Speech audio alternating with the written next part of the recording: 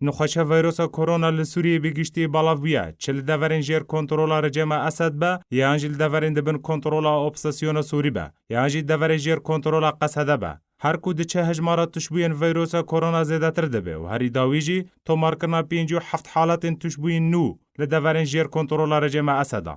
وزارت تندرستی رجیم اسد داوین داخویانی خدا پیکتن 57 کسین دن لدورین جیر کنترولا خدا راگهاند. کلگوری داوین داخویانی ویدا حتی نها 272 کسان جبر کرونا جان خوش دست دانه.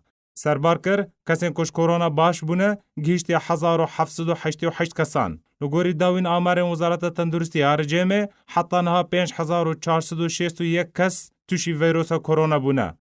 درباره هجماره گشتیا پیکتن کرونا لدورین جیر کنترولا اپسیسیونه دا که حتی نها هجماره گشتیا تشبیان گیشتیا 4281 کسان جوه هجماره 1858 کس جو کرونا باش بونه.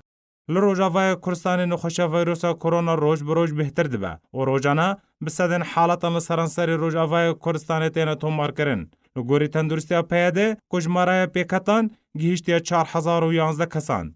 اجماره کسین کو جان خوش دست دانه گیشتی از 116 کسان.